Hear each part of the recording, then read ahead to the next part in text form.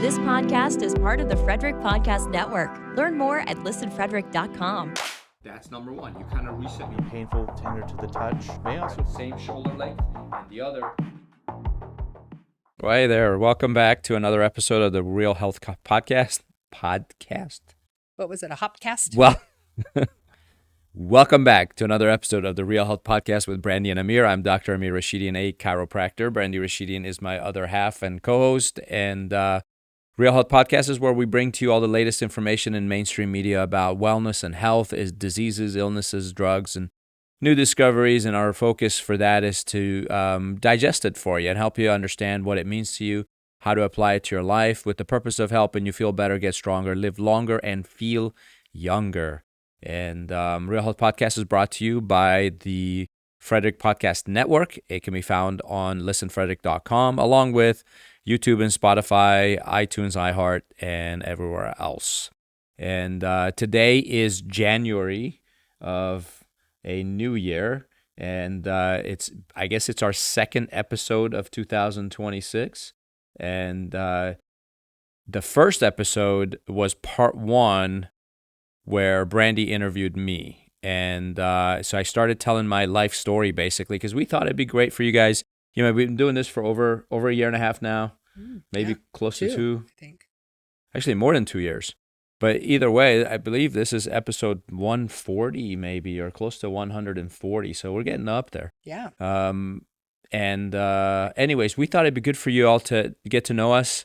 So we did part one of my story. We're going to do part two, maybe even part three down the road. But we don't want you to miss out on some of the latest information as well. So instead of airing all three in a row, we decided we would intermix it with some health and wellness news in the middle. And then we're also going to do Brandi's story. So make sure you tune in for that one, because it's good. It's even better than mine. So No pressure. that's right. And maybe have some Kleenex nearby. That's for me. The I'll need the Kleenex. There will be waterworks. So what do you want to talk about today? Besides the articles. There's been so much that's been happening in the world. It's really funny because I've really come to realize that whatever the algorithm is that you've created for yourself or that's been created for you, it really limits what you know about what's going on in the world.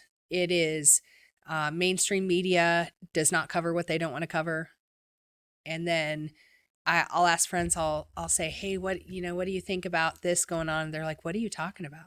Like, people have no idea that there's a war going on in Iran. We just started covering it in mainstream media.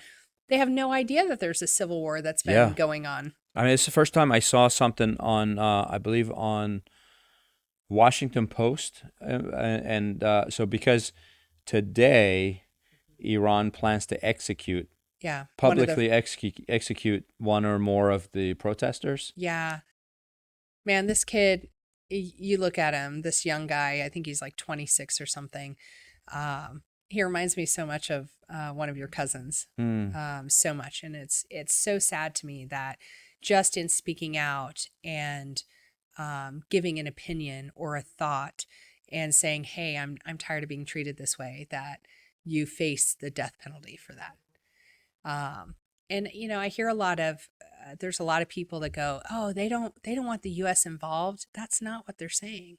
They are leading this revolution. This has been, I think it's been around 9 uprisings that have happened, since Obama was in office, and just the fact that we didn't do anything that time, and Obama has actually in interviews has said, I regret that. We should have. Oh, wow. Interesting. And I just heard that today. And I hear some people go, we shouldn't be getting involved and what have you.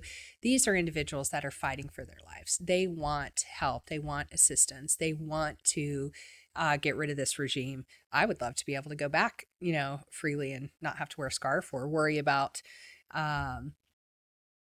execution because, we're Christian or what have you. So I'm watching this very carefully and really hopeful that we'll see some really great movement over there. The conservative estimates say 20,000 Iranians have been killed by the Iranian government over Yeah. the past 2 weeks. That's crazy. But I've just now started seeing pictures of just lines and lines of body bags in the streets. And it's horrific that a government would turn on its own people like this. Like, it's just mind boggling. That's why there's no going back. Right. We Because have to follow through. if they stop protesting, It'll be worse. all the ones that were in the street are still going to get arrested and killed. Yeah, 100%.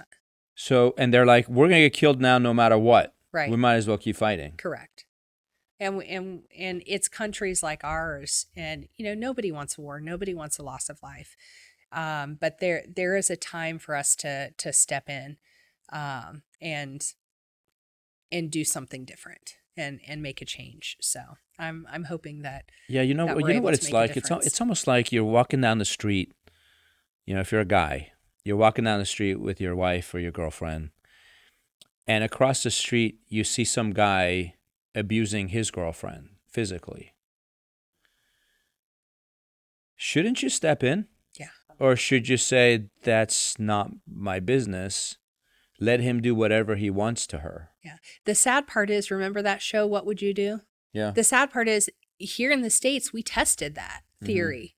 We tested, what are people going to do when they see something that is intrinsically wrong?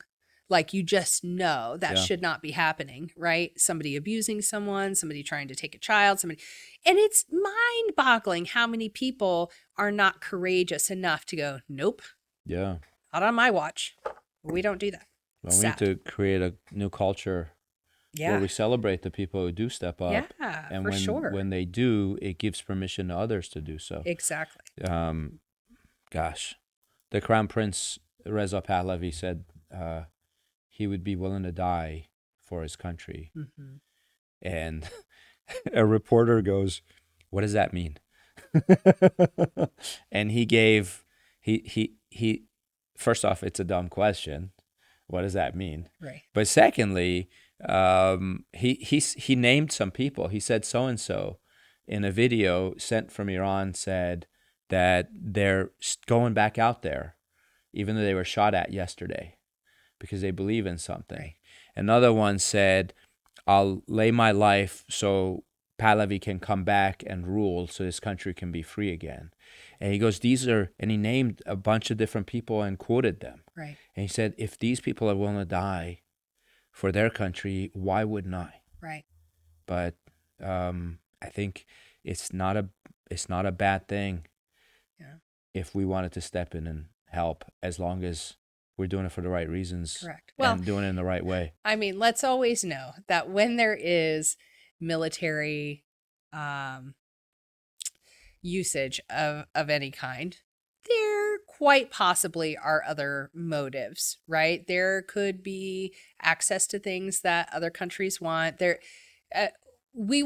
I think reasons that people choose to do this or governments choose to do this, there will be far-reaching implications and reasons that we will never know, right? We hope that it's done with just hey, let's just help somebody out. The odds are there's probably still more in it for whatever government decides to step in. As long as it's win-win, as long as both governments win. Right. Nothing wrong with that. Right. So, you know what else I was thinking about, and this is a health-related podcast, but we do dive into other things. But I think it's really interesting that we're now starting to see there were at least claims of unique kinds of weapons that could have possibly been used in the Venezuela. Oh, yeah. Which nothing has been. Like some kind of a sonic boom that made people drop and vomit. Yeah. And blood was coming out of their nose and ears. Yeah, they were vomiting blood even. And those are I don't know that those claims have been 100%, solidified or cleared. So a lot of it is, these are the reports that are coming out. Yeah. But I find it really fascinating. But it makes you think twice if you're going to mess with the U.S. government.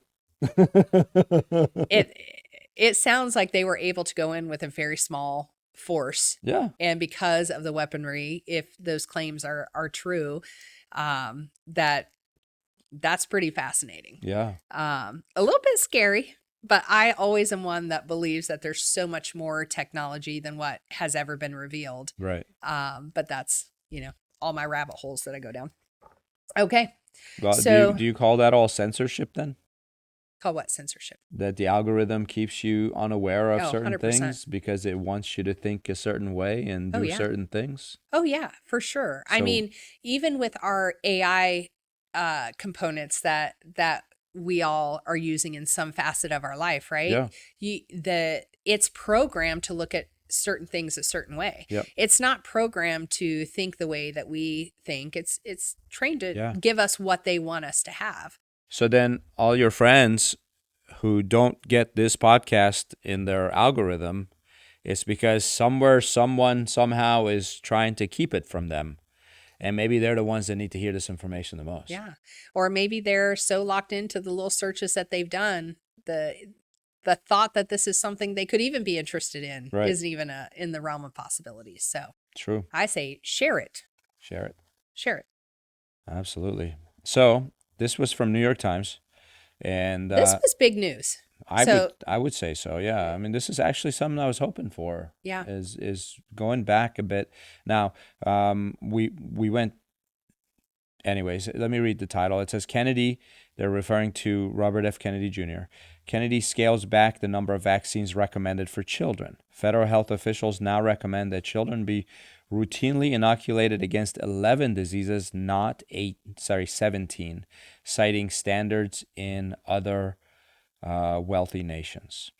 And like I said, I've always hoped that we would cut back on some of this stuff because it does overwhelm the immune system and nervous system. And I think there's still work that needs to be done. But I'll share, another article that talks about how there was a lot of, backlash Right. about that. And to me, it still goes back to being able to make informed decisions as parents. It's our job, and we are fully 100% responsible for the health and welfare of our children. And while not everyone may be an MD or a PhD or a DC and may not understand all of the scientific jargon that goes along with some of these vaccines, I think that I don't know what provider, what doctor would ever want an injury of a child on their conscience. Like, why would you not want to just allow parents 100% to make informed consent? Give them all the data and go, hey, this is what the science shows. Here's another, piece of information that we have that says it may be a little bit different, but I want you to know your risks going in. Would you like to have this done to your child, or would you like to spread it out? Like, what baffles me is why physicians like primary care or pediatricians get so attached to their vaccine schedule that it supersedes, like they treat patients like parents like they're idiots if they won't just fall in line and do what they're told. Right. I'm like, why do we not want to teach critical thinking in our society so that we can all make informed consent? And then it's about that onus is on us. Institutionalized control versus choice. Yeah. And so my stance on all of that is this. Let's just generalize this whole thing, and we'll just say pick any vaccine you want. The first question I would ask is it 100% safe? Right. The answer is no, and everyone agrees on that. It's not 100%. Maybe it's 99% safe, but it's not 100% safe. Yeah. Second question I would ask is it 100% effective? Correct. Meaning, I get this vaccine, you will guarantee with your life that I'll never get that disease. And the answer to that also is no. Correct. It's not 100% effective because there's plenty of people who are vaccinated against everything and anything, and they still get it. So I go, okay, it's not 100% safe. It's not 100% effective. Then the third question I'm going to ask is, all right, forget those first two questions. You put every expert on the planet in one room and ask them, do you think every child should get this? Will they, 100% of them, agree? And the answer is no. They won't agree. Half are going to say yes, and half are going to say no. And I go, okay, well, if it's not 100% safe, it's not 100% effective, and 100% of the experts don't agree on it, shouldn't I have a choice? Yes. And shouldn't I be given the data to review to make that choice, that informed, because we're talking about not just choice, but informed consent.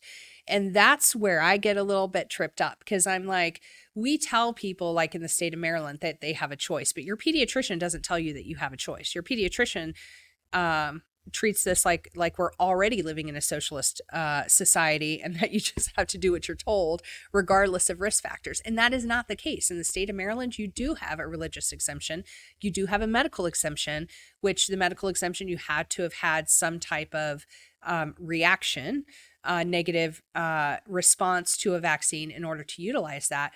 But you do have choices. So to even be in a state where you have the choice, and to have a doctor who also should know the state laws strong arm you like a mobster into doing what they think you should do is absolutely absurd. And to me, it should be malpractice. I think it's wrong on so many levels. And I know that's very, very strong. And there's probably a lot of pediatricians who are like, I can't believe she just said that. I said it. It's not right. Right. You wouldn't want your choices taken away. If you're a pediatrician, I think it's your duty to read the slip that comes in the vaccine vial to your parents. At least hand it to them. To the parents of the kids that you're vaccinating. Or send it to them. Tell them to read that. They're supposed to. Say, read this whole thing, because it talks about how it can cause brain inflammation. It actually, that little slip gives all the, it has to say 1 in 400 kids have an adverse response or effect from Well, you're making up the number. So I'm making up. I'm just saying it has to give that data. Yeah. But what if it's 1 in 400,000? What if it's 1 in 4 million? Right. It doesn't matter. They need to know. Parents need to know that, because if God forbid you are the 1 out of the 4 million or whatever that number is, it's devastating.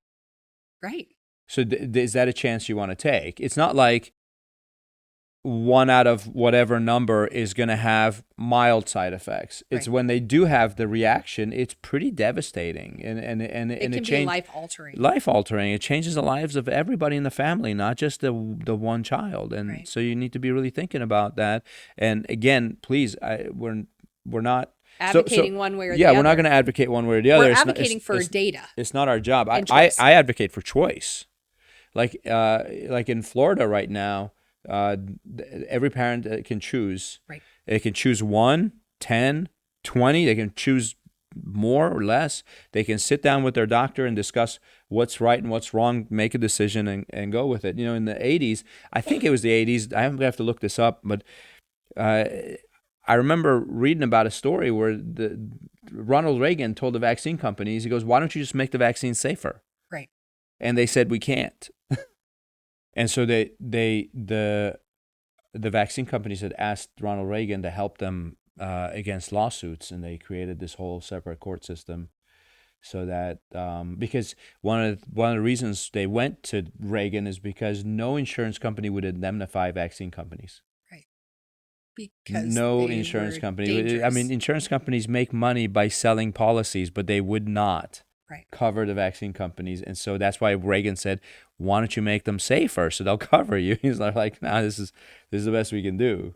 And there you have it. So now you're not allowed to really sue them. Yeah. Yeah. So for us, it's about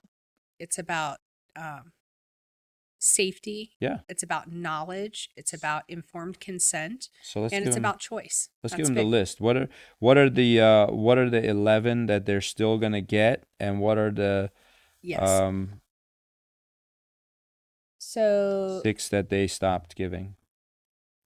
It's just so funny because I was laughing at the first part of one of these articles. It's like the federal health officials announced a sweeping revision. I'm like, if you actually look at the changes from 1976 to current, those were sweeping revisions. That was massive.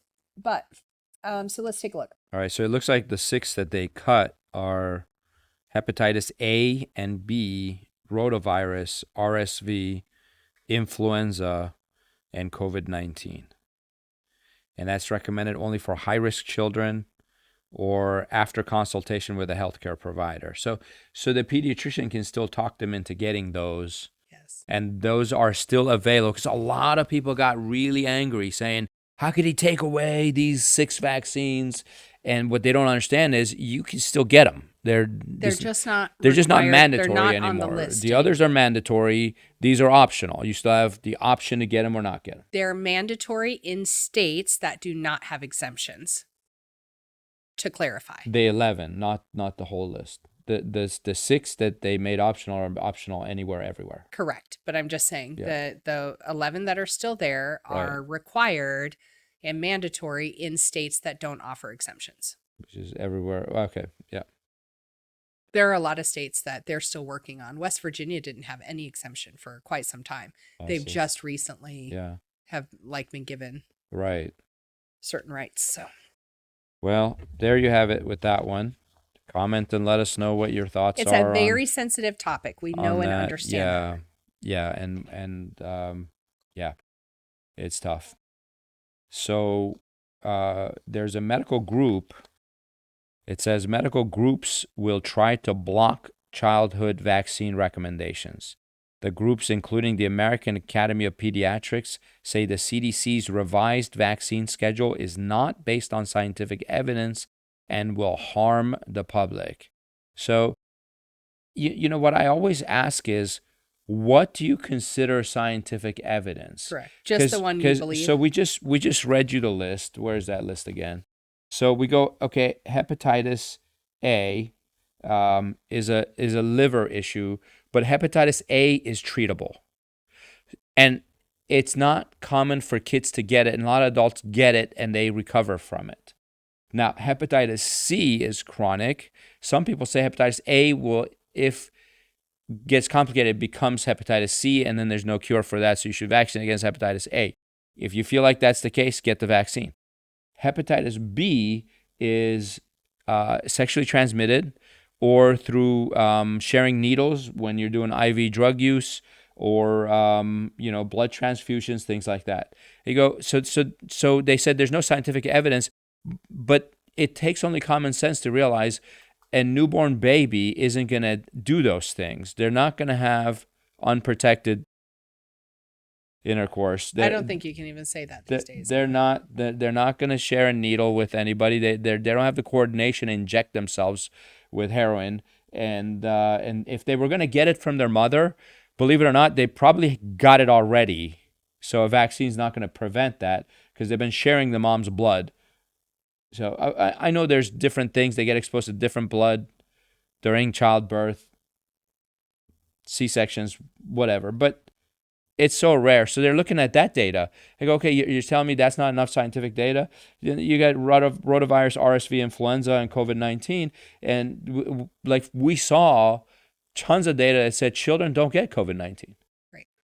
It's the grown-ups who get it. And then so if you need to get a booster every year anyways, why start at birth? Right.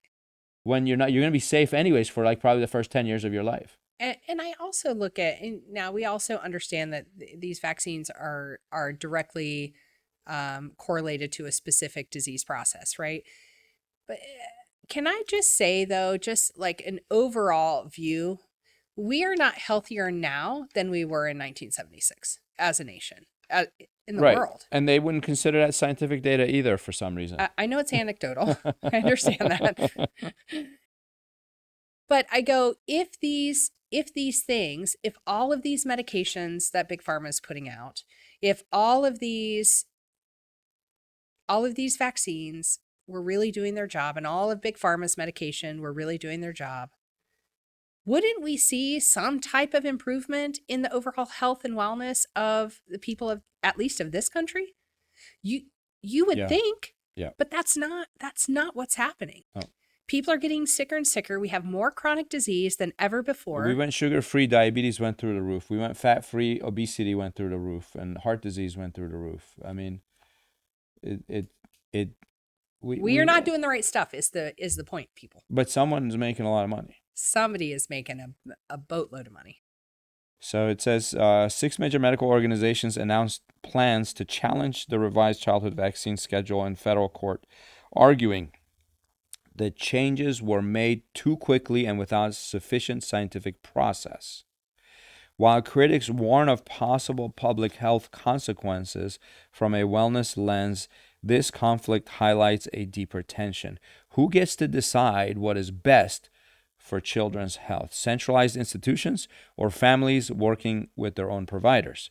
Importantly, the article clarifies that the vaccines removed from the routine schedule are still available to children whose parents and doctors believe they are appropriate, reinforcing that the shift is about choice and individualized care, not elimination. Why is anybody mad about that? Do you realize that I believe more kids are going to get vaccinated now than before, because now they don't have to get all of them. And in fact, parents are going to be more willing to do some of these, as opposed to before.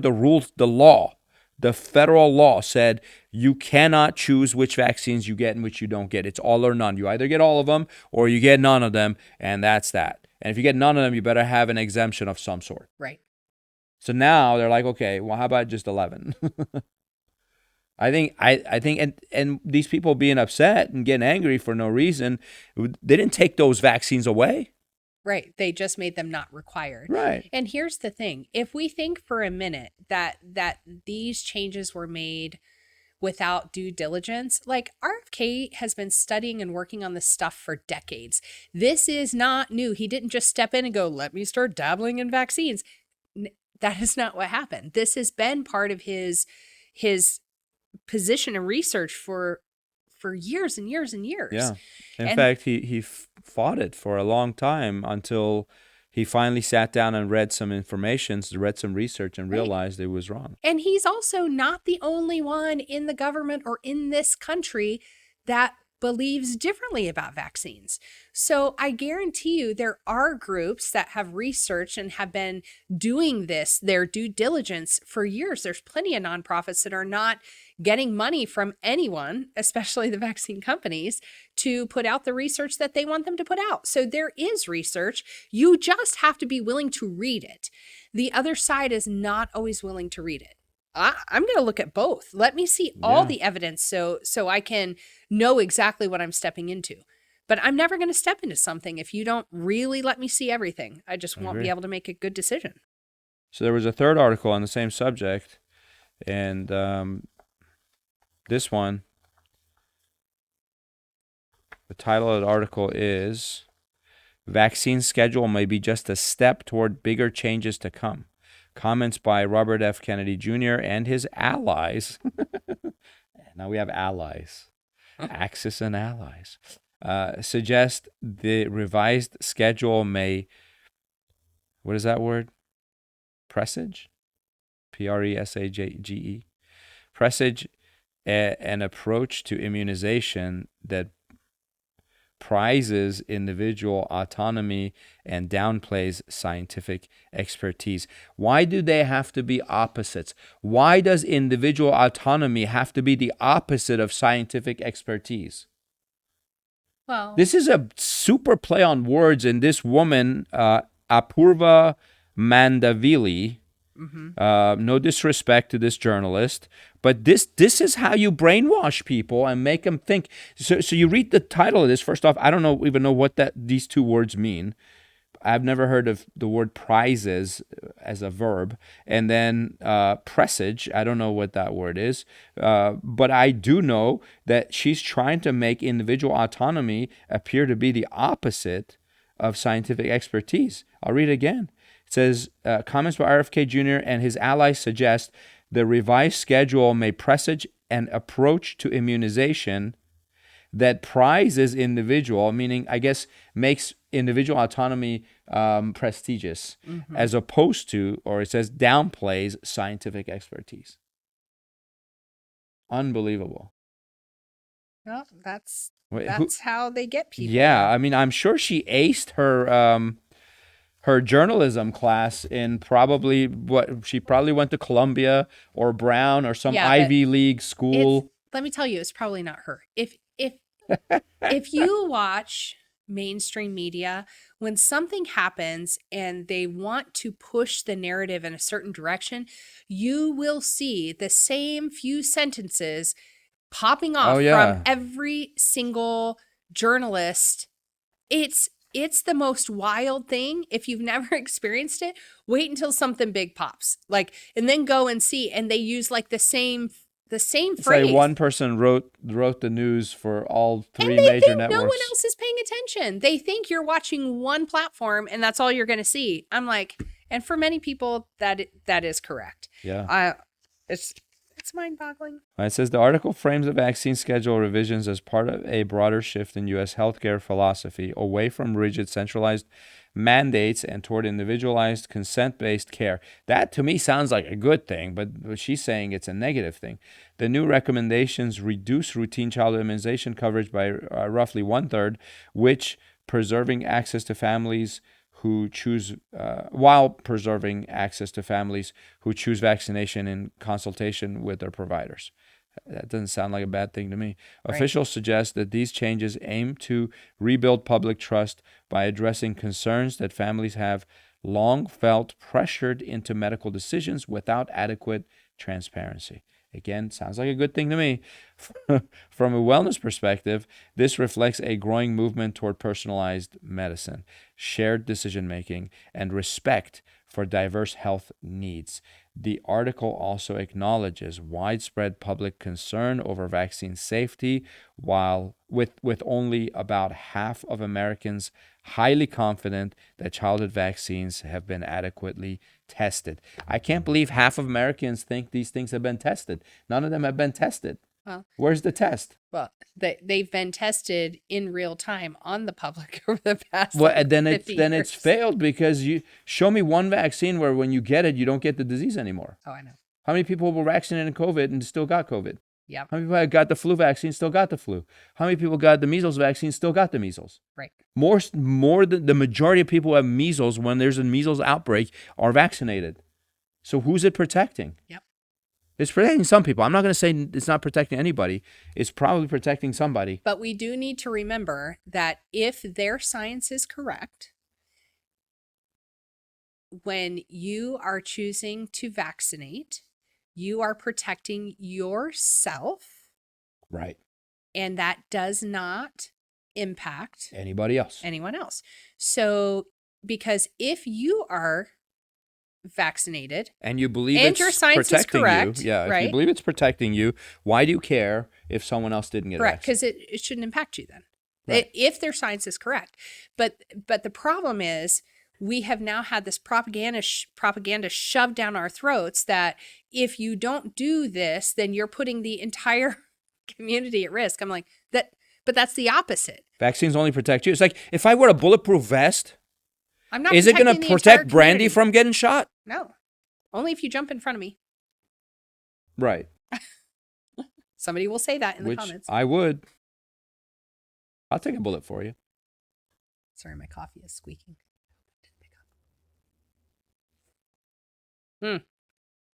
Moving on. Want to talk about fat loss? Yeah, we need to do something because that got me a little heated. Listen, guys, first thing I want to tell you is fat loss and weight loss are two totally separate things. And thank you, GLP-1, for showing us that. So, this is, I believe, Washington Post. Yep. It says former GLP-1 users regain lost weight after about 18 months, study says. Those quitting Ozempic, Wegovy, and other drugs regained weight 4 times faster than those using just diet and exercise, still key components in weight management. Right. Well, because isn't it removing your desire? Yeah. Right? And It then, does more than that, but yes. But in very simplistic terms. It makes right? you feel full longer so that you don't get hungry. Right. So that's fine as long as you're taking the meds. Right. But when you stop, Right. my guess is that desire comes back with a vengeance. Yeah. Not only, well, so here's a little summary. The article reviews a large scientific analysis showing that people who stop taking popular GLP-1 weight loss drugs such as Ozempic, Wegovy, and Zepbound are likely to regain the weight they lost within about 18 months. The article actually said 17 months, but anyways, 18 months. researchers analyzed 37 studies involving more than 9,300 participants and found that on average, people returned to their baseline weight roughly 4 times faster than those who lose weight through diet and behavioral programs. Please tell me that they're not going to say, but still more studies are needed. Well, and the other part is, why in the world do you give people a drug for weight loss, but you don't also give them behavioral changes and routines and so on, You're so they kinda can asking for learn? Yeah, I mean, because basically they just get lazier and lazier. Right. That's probably one of the reasons it comes back 4 times faster. Yeah. Unbelievable. The return of weight is accompanied by a reversal of health benefits, including rising blood pressure and cholesterol levels within 17 months of stopping medication. Okay, so I was wrong. For 18 months, you get the weight back. 17 months, you get the sickness back. So whatever you did, all of it gets reversed in 17 months, and then all the weight's back within 18 months. What does not get reversed is the thousands of dollars that you spent out of pocket if you don't have insurance. Well, we're going to get into that. That's the next article. Experts explain that these drugs function like most medications. They work only while you're taking them. Giles Yeo, professor of genetics at Cambridge University, emphasized that stopping GLP-1 drugs leads to a predictable rebound in appetite and cravings, which drives weight regain. Like I said, with a vengeance. The article concludes that sustainable weight loss requires permanent lifestyle changes, and that pharmaceutical companies are now exploring maintenance strategies, get this, such as lower doses or oral versions to help patients stay on the drugs longer or manage weight after stopping. So basically, the drug companies are like, okay, let's use this to our advantage. If they gain it back, let's see if we can keep them on the drug for the rest of their life. Now, I have been told that there is a low dose range and a high dose range. And a low dose range, when they are using that, even in the beginning, the side effects are considerably less, and then that rebound is less when they go off. The challenge is that most of the doctors out there prescribing it are jumping to that really, really high dose, which is actually extremely dangerous. Yeah. Yeah, and I don't think it's ever good for you, right? A lot of bodybuilders in the bodybuilding community are microdosing some of these peptides, and they're seeing good results. And Still makes there's us the nervous. GLP-3 Yes. that is fairly new. Retatrutide, is that what it's called? That's the name of it. And so that peptide is becoming very popular with bodybuilders, along with a couple of other ones like SS31 and which is harder to get a hold MOTS-C, of. MOTS-C. Those two seem to not only help fat burning in the body, but they revitalize mitochondria and they reverse neurodegenerative diseases like Parkinson's, Alzheimer's, and dementia. Yeah. Reverse it within 2 to 3 years. Yeah. But you have to inject yourself daily, and it's very, very expensive. Some of these cost like $600 a week. Yeah. So I don't know if you want to get younger. I mean, these are serious anti-aging peptides. Yeah. But from the standpoint of this article, just keep that in mind. If you are someone who is, you can tell. My gosh, I went back to One Life Fitness on, when was I there? Today's Wednesday. I was there Monday morning. Okay. And the South Frederick one, and there was this woman. I remember like about 2 years ago, she was a brand new member. I've never talked to her. But it just happened that, there's some people that just come whenever you come. And I used to go there all the time before Unrivaled opened. So it might have been more than 2 years ago, 3 or 4 years ago. Anyway, she would always I would either hold the door for her or she would hold the door for me because we always get there at the same time. Yeah. And we just say hi and she'd go work out. I saw her today. She's literally half the size she was when I saw her that first day. But she looked better before. And I guarantee you, she looks like she probably weighs about 135 pounds. Mm. But she has fat rolls. Mm. And I don't know. Just, you know how women dress in the gym these days, very, very tight clothing, and you basically see everything. And you could just tell she has lost mostly muscle, probably a lot of bone. She seems young. I don't know.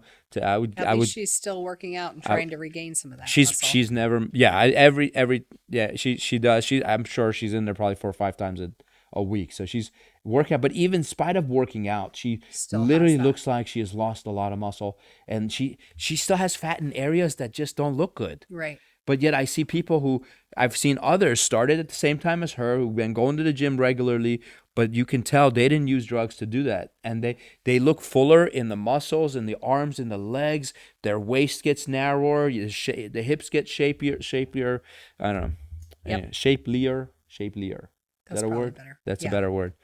It's, Shapier is better. kind of fun too, though. Yeah. Well, I can say that. I'm Middle Eastern. I can say whatever I want. What does mean that? What does mean that? Next article. New York Times. Older Americans quit weight loss drugs in droves. In some studies, half of patients stopped taking GLP-1s within a year despite the benefits, citing the expense and side effects.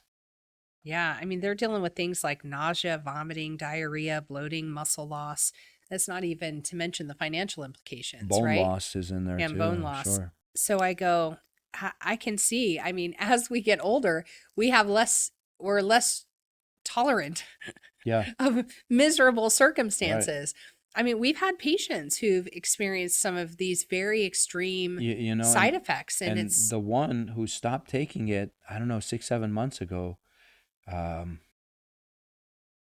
think gained all the weight back within like 3 or 4 months. yeah. And maintained the nausea.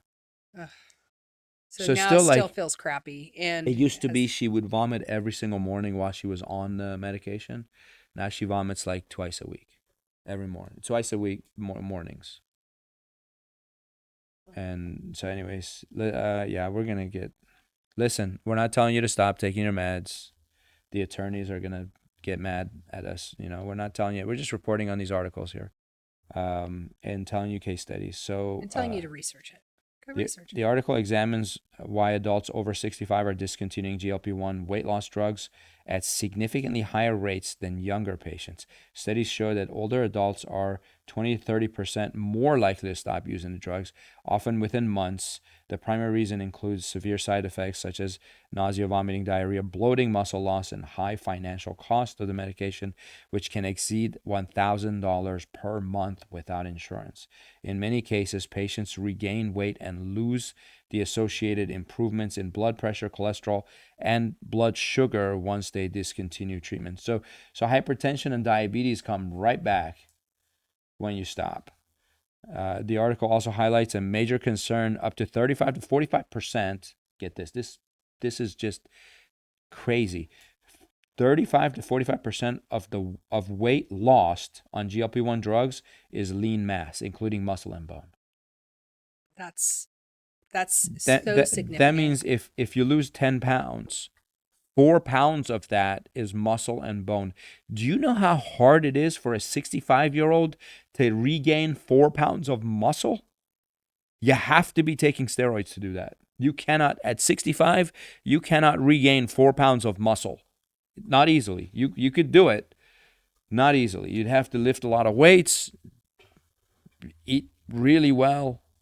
It's not easy. Mm-mm. Hey, I can tell you at 50, I'm having trouble gaining 4 pounds of muscle. I don't look it, right? I look like Arnold Schwarzenegger, but Very buff. but it wasn't easy. A dangerous trade-off for older adults, increasing risk of falls, fractures, and long-term disability. So they're basically risking their lives to lose some weight. Experts warn that repeated cycles of weight loss and regain may cause lasting metabolic damage. Despite price reductions planned for 2027, physicians remain cautious about widespread long-term use in older populations, especially given limited long-term trial data.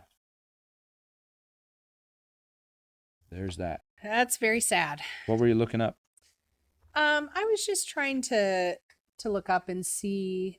It's hard to gauge though. With with just diet, no meds, and then diet and exercise, especially with resistance training, what you would see as far as lean lean mass loss. Mm-hmm. So according to Atlas here, which is my chat GPT, diet alone, no meds, no targeted exercise, you're still 20 to 30% of total weight lost can be percentage of lean muscle mass. So still very high with no exercise. So that's really important, I think, for people to know and understand. Still not as much as with the GLP-1, but with diet and exercise, especially resistance training, you're looking at 10 to 15%. And it says bone mass loss is usually small with moderate weight loss, minimized further with exercise and nutrition. So there we go. So you can't 100% reduce all lean muscle loss. You are going to have some loss when dieting, but you can minimize that greatly when you throw in the right food and not just no food. Because I know what happens when people go on some of these medications, because I know that it takes some of the desire. You're not hungry, you feel full. But when you don't have those behavior modifications, like I think about my dad, and he was very, very, very large. I think when I was around 3 is when he had his stomach staple operation. And so he went from like 350, 400 pounds down to 160 pretty rapidly. And this is like the old ones where his stomach was like the size of the tip of the pen. Like it's really, really tiny. So instead of like eating good stuff and taking his time to eat and chewing it really well so that it would fit into that hole, right? It's got to digest. He would still eat Kit Kats and cream-based soups and like all of these things that still were not giving his body the nutrition that he needed, was creating all this inflammation in his body, right? So all of these health issues, it was just a cascade effect over, the next 30, 40 years, whatever it was.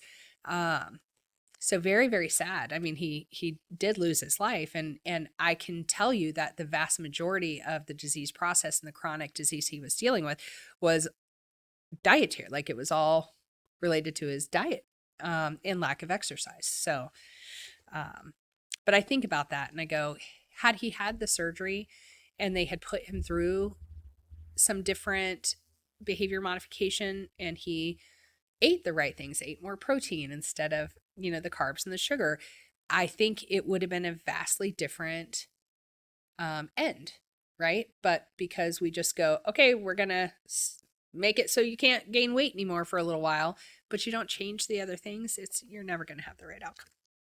Now, I want to make sure everyone understands, if you do a crash diet where you cut your calories rapidly and by a lot, you won't just lose 40% of weight loss. It'll be 90% of your weight loss that's going to be bone and muscle. So, and even if there are no drugs involved, but what you're doing is you're cutting your calories. Let's say you're used to, 2,200 calories a day, and you drop it down to 1,200 calories a day. You cut by 1,000 calories a day overnight, and you stay like that, you will most definitely lose minimum 50% of the weight loss will be bone and muscle. So the drug actually is a little better than those big crash diets. And I have a feeling if your father lost 150 pounds in just a few months, I'm sure he lost a lot of bone and muscle. Because when I met him, he was in a wheelchair. Yeah, and over 500 pounds, I think, back by that time. So good articles. All right. Do we do this last one or no? I think we can save that one. Save that one. Okay. Well, this one's about how RFK Jr. flipped the food pyramid upside down. So we'll chat about that then. And I think we talked enough about aggravating things and upsetting things. And sorry, we don't have a good note to leave you on today. Why don't you give him something nice? What's your favorite Bible quote? Ooh. What's a fitting one? Now you ask me and it all goes blank. I'll tell you mine.